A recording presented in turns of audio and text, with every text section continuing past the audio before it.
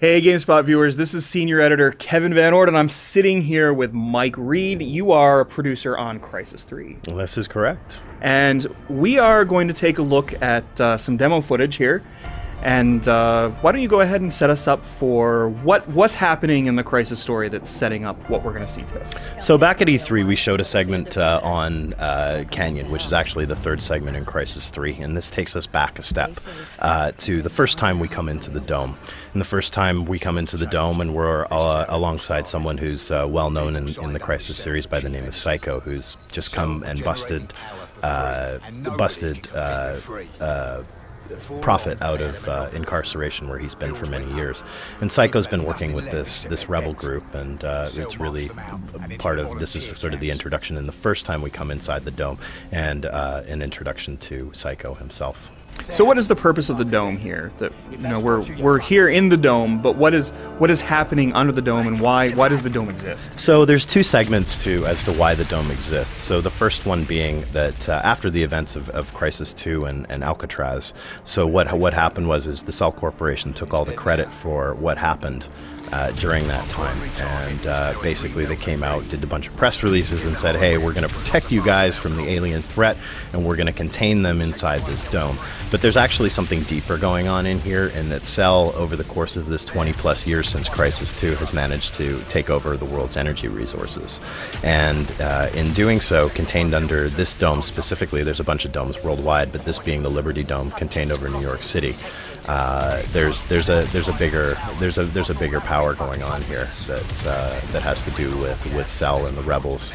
But and when we're talking about Prophet is actually having these other visions, and the nanosuit over the course of time has become infected with alien DNA. So there's some other additional story elements past the Cell Corporation and moving into what's going on inside the dome itself. Now, just in time for Prophet to pick up this clearly alien weapon to take down these long-range the long-range weapons on that tower up there. Yeah, so this is one of the other alien weapons that we're bringing into the game, and we'll be talking a little bit more about that sooner. But we have talked in the past that there is going to be 5 alien weapons total in the game that will be able to be retrieved off of some dead stuff and at various points throughout the game. And they operate similar to like heavy weapons and stuff, and they basically can only be used while you're holding that weapon specifically. And nice move, by the way, there with the bow. You see, for example, using the shock ammo to electrocute those dudes down there. What other kinds of ammo would you be seeing with the bow? So yeah, we really wanted to give people, a chance to interact with the environment itself, and coming back to some elements we had in Crysis 1 of, destructible items and things like that, and also with the case of what you saw with the electric arrow being able to zap people in the water. So we have explosive arrows, we have electro arrows, we have air burst, which is like a proximity frag, and then the standard arrow tips themselves. And then you can also change the draw weights on the arrows as well, or on the bow, sorry. And now we're entering this area, which recalls a lot of the verticality of Crysis 2. Is that something that you strive to maintain going into Crysis 3? Is that sense of verticality and being able to move upwards and downwards throughout the level? Yeah, so for sure. I mean, some levels definitely have some more vertical movement in them, but what we really wanted to create when we're in outdoor spaces, as you saw earlier, the wide open space that you have to deal with there, but even on some of the indoor elements too, that you have the space to move around, not just on a vertical plane, but on a horizontal plane as well. Now we see some trouble with turrets here, and in this case, the demo is showing a very straightforward way of handling those turrets. But there are other ways of approaching those turrets. What might some of those be? Right. So we really wanted to provide action sequences that are dynamic in a lot of ways, and how the player wants to approach them, and not just running in and destroying it, but also being able to use the suit mechanisms to hack it, or and in some cases, players may want to try to cloak and go around that itself. So everybody's going to have a different experience depending on how they want to approach the action itself. And in terms of the returning nanosuit, we'll still see the usual mechanisms, the cloaking, heavier armor, jumping, and so forth.